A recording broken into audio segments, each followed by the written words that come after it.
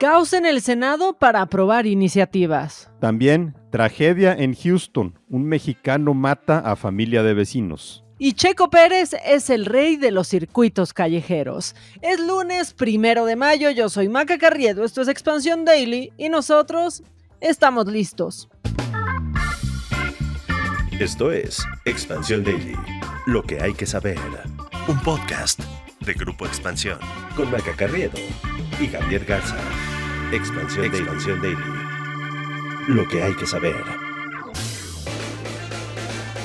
Javier Garza, una nueva semana, un nuevo mes. Maca, buenos días, feliz día del trabajo y feliz día del trabajo para todos los que nos están escuchando, que esperemos que sean algunos que se tomaron el feriado, pero nosotros aquí seguimos. Nosotros aquí estamos arrancando la semana, aunque la cerramos un poco tristes, Javi. Sí, fíjate que pasaron muchas cosas el viernes justo cuando estábamos sacando este daily y una de las cosas con la que nos amanecimos fue la noticia del fallecimiento de Alejandro Ope, quizá el analista en temas de seguridad más reconocido, uno de los más inteligentes en el país, una noticia que de veras cayó de sorpresa, a pesar de que desde la noche previa sus familiares estaban pidiendo sangre para una intervención que había tenido, pero pues no deja de causar el shock de ver una vida tan joven, 52 años, quedarse trunca. Sí, nos acercaba de una manera, pues la verdad, inigualable a temas de seguridad y sobre todo nos hacía entenderlos, Javier. Un abrazo para toda su familia y vámonos con la información de esta semana, porque de noche, en sede alterna y después de que el presidente les tiró línea, Morena y sus aliados en el Senado aprobaron un paquete de reformas en fast track, mismo que la oposición ya dijo que va a impugnar en la Suprema Corte. Pero qué espectáculo tan triste y penoso nos regalaron, Javi. Es que se fueron al oscurito, básicamente eso es lo que hizo el Senado, se fueron a sesionar a una sede alterna, a puerta cerrada, sin la oposición, y pues eso era lo único que necesitábamos saber para darnos cuenta de que no estaban haciendo algo correcto. O sea, el mismo proceder realmente delataba a los senadores de Morena, que antes de la sesión se habían reunido con el presidente Andrés Manuel López Obrador. También estaban por ahí las corcholatas, en donde pues ya les tiraron la línea. Se parecía a esos viejos tiempos del PRI en el que los legisladores visitaban al presidente para informarle que ya le habían aprobado todo. En este caso, pues para decirle que ya estaban listos para que él les tirara línea y les dijera qué hacer. Por cierto, que Ricardo Monreal entró a Palacio, ¿no? Después de mucho tiempo de no estar por ahí ni cerquita. A ver, hay que decir que en ese momento en el que estaban reunidos con el presidente en Palacio Nacional, la oposición tenía tomada la tribuna en el Senado. ¿Por qué? Porque estaban protestando por la falta de designación de los comisionados del INAI, organismo para el cual AMLO pues pidió que se hiciera todo para que desaparezca. Por lo menos lo dejaron paralizado hasta septiembre, hasta que inicie el siguiente periodo de sesiones, porque nada más tiene 4 de 7 comisionados, entonces no alcanzan quórum para sesionar. Se aprobó, eso sí, la reforma constitucional de 3 de 3 contra la violencia de género para impedir que deudores de pensión alimenticia y agresores de mujeres sean candidatos a cargos de elección popular, pero después fue que se soltó ya la polémica por todo el paquete de iniciativas que venía de la Cámara de Diputados, por ejemplo, la desaparición del Instituto de Salud para el Bienestar, el INSABI, la ley minera, la reforma que reemplaza al Consejo Nacional de Ciencia y Tecnología por el Consejo Nacional de Humanidades, Ciencia y Tecnología, que también le abre la puerta a las Fuerzas Armadas para participar ahí en su toma de decisiones, un cambio de nombre que no necesariamente significa que vaya a mejorar. En total, en esta carnicería se aprobaron 17 reformas, aunque se votaron 20, pues 3 de las minutas fueron modificadas y va a depender ahora de la Cámara de Diputados si acepta o no los cambios hechos por los senadores, pero se valieron de cualquier tipo de artimañas, ¿no? Y creo que fue un viernes bien intenso por la noche donde decían, pero se están yendo a la casona en Jicotencatl, pero Xóchitl Gálvez está encadenada. De verdad, era una escena vergonzosa, Javier. Sí, es un espectáculo y vimos también cómo se invertían los papeles, ¿no? Por ejemplo, cuando los legisladores de Morena que antes estaban en el PRD y tomaban la tribuna cuando los mayoriteaban, pues ahora ellos son los que mayoritearon y se quejaron de que los priistas y panistas estaban tomando la tribuna. La forma tan desasiada en que se hicieron las cosas es lo que le va a abrir la puerta a las impugnaciones en la Suprema Corte, ¿no? Porque la oposición podrá argumentar con razón que se violaron procesos legislativos. En varias votaciones, por ejemplo, no hubo ni siquiera quórum para poder tomarlo. Y en algunos casos, Maca, el problema no eran tanto las iniciativas, algunas eran positivas. La ley minera, por ejemplo, ¿no? Que cierra la puerta a muchos abusos de las grandes empresas. Sí, o la 3 de 3, ¿no? O la También. 3 de 3, incluso la desaparición del INSABI, ¿no? Que desmantela un organismo que fue desastroso. Pero el problema era la falta de discusión y de dictaminación, el hacerlas al vapor y en lo oscurito. Exactamente, que ya que habíamos dicho, ¿no?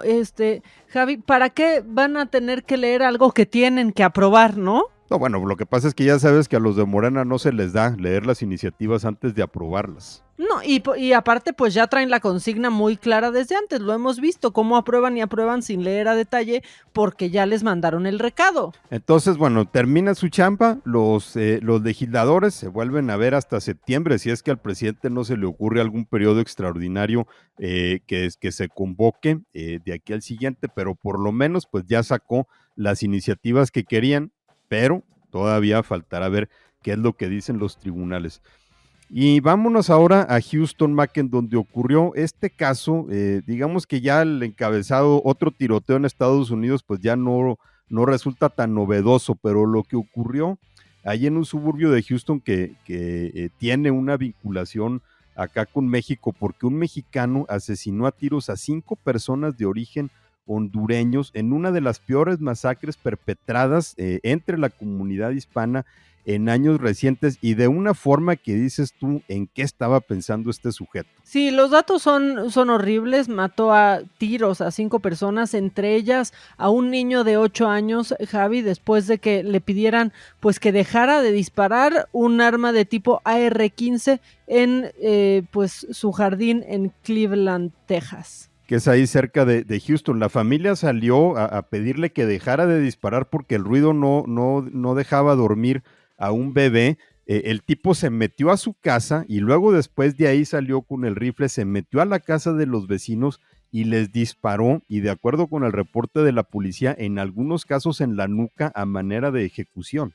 Bueno, este hombre ya fue identificado de manera preliminar como Francisco Oropesa, joven de 38 años. Lo que dicen es que la policía recibió una llamada el sábado a las 11:30 de la noche, ya que llegaron al lugar que les habían reportado. Fue cuando encontraron pues a varias víctimas pues con los disparos que les propinó este hombre. Había un total de 10 personas en la casa cuando este sujeto entró y empezó a disparar. La mayoría eran de origen hondureño. De hecho, se encontraron, por ejemplo, los cuerpos de 2 mujeres que estaban encima de 3 niños, a los que cubrieron, se les aventaron encima como escudo. Los niños sobrevivieron, las mujeres no. Oropesa está prófugo. No era la primera vez que era reportado por hacer disparos en su casa, pero pues como eso es legal en Texas, y si está en su casa, pues no se mete en problemas, pues digamos que es un ejemplo de cómo esta cultura de las armas en Estados Unidos trasciende tanto, incluso las barreras étnicas, porque no es muy común que nos encontremos con tiroteos ocasionados por personas de origen hispano. Sí, es justo lo que te iba a decir. También, y ya para cerrar con este tema, este fin de semana seguramente vieron que fue la cena de los corresponsales en Estados Unidos, esta cena que organiza la Casa Blanca para quienes cubren la Casa Blanca, y al presidente, y ahí viene a cuento esto porque pues uno de los comediantes a los que invitaron dijo que en Estados Unidos últimamente están más preocupados porque vayan drags a las escuelas a que lleven pistolas a las escuelas los mismos niños que están ahí. Y la verdad es que sí, Javier, porque ves todo este movimiento conservador que está en contra de cosas imaginarias, pero no de lo real, ¿no? De lo que sí está sucediendo, de lo que sí está cobrando víctimas. Y es justamente lo potente que es el tema de las armas o del supuesto derecho a poseer y portar armas en Estados Unidos, que los políticos le tienen miedo a eso, pero estamos viendo ya en Estados Estados Unidos, casos más frecuentes, por ejemplo, uno que ocurrió recientemente en Kansas City, un chavo que estaba dejando creo que a su hermana, tocó por equivocación en la puerta de un vecino. No era la casa al que iba, nada más que el chavito se equivocó, el vecino abrió la puerta con una pistola y le disparó, no lo mató, afortunadamente lo hirió, pero se están viendo muchos casos, por ejemplo, así de repente te vio sospechoso y traigo una pistola y te disparo. Y te disparo. Sí, cada vez más inverosímiles los casos que suceden. Y ahora, ya que estamos hablando también de cosas inverosímiles, pues lo que ha pasado este año con Mark Zuckerberg, porque literalmente ha perdido la brújula, el CEO y fundador de Meta. Pues dicen que no sabe ya cómo manejar su empresa y muchos empleados e inversionistas simplemente dejaron de confiar en su visión y en la capacidad para sacar adelante a la compañía. Esto de acuerdo con un reportaje que publicó el Washington Post. Está durísimo, Javi, este reportaje. Sí, es un texto devastador para el fundador de Facebook. Habla de los recientes despidos, de las inversiones dudosas en este llamado metaverso que ha provocado que los empleados pues ya no confíen en la visión de Mark Zuckerberg. A pesar de que Meta es un símbolo del boom tecnológico de Silicon Valley, el punto central del reportaje es que Zuckerberg habría hecho una apuesta equivocada al enfocarse en desarrollar la realidad virtual y este llamado metaverso que nadie sabe en realidad qué es, en lugar de irse a tecnologías como inteligencia artificial, que es ahora la que más rendimiento tiene. Entonces el problema es que no hay confianza en su visión, que es un revés, ¿no? Es realmente un giro de 180 grados de la posición que tenía Zuckerberg, pues como el arquitecto de un titán de la tecnología que escaló de Facebook a Instagram, a WhatsApp y a toda una conjunto de redes sociales de las cuales millones de personas dependen. Claro, porque a ver, la cosa es que mientras, ¿no? Y la principal queja o reclamo, mientras se enfocaba en este metaverso que no acabó de arrancar como él quería, pues TikTok empezó a crecer y Facebook, que es su principal negocio, se quedó atrás.